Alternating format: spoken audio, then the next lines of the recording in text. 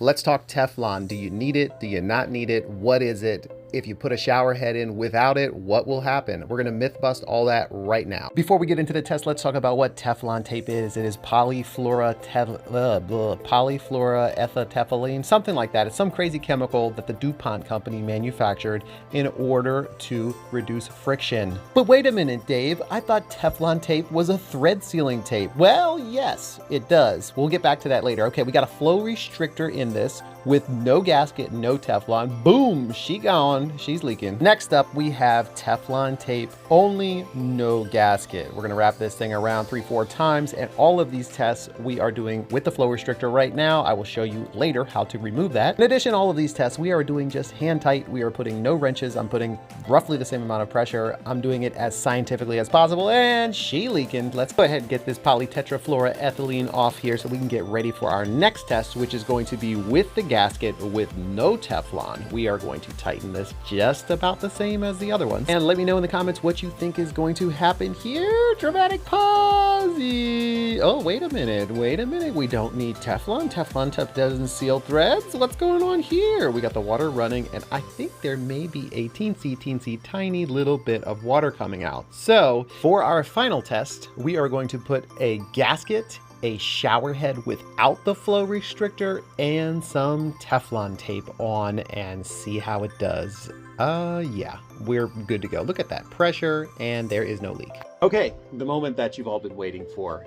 Removing the flow restrictor and a recap. And let me tell you, as someone who has Teflon tape on his shirt and has done probably 30-ish to 50-ish videos on the subject, I have a lot of experience on this, so you're just gonna have to trust me because the physicists are gonna come out of the woodwork and say that I don't know what I'm talking about.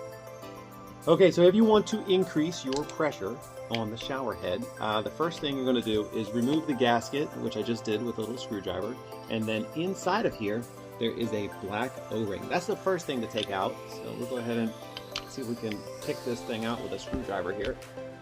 We're mangling it, oh, okay. We got it out. Basically, I just put a bunch of pressure on it. Okay, so now you can see access to a bunch more holes.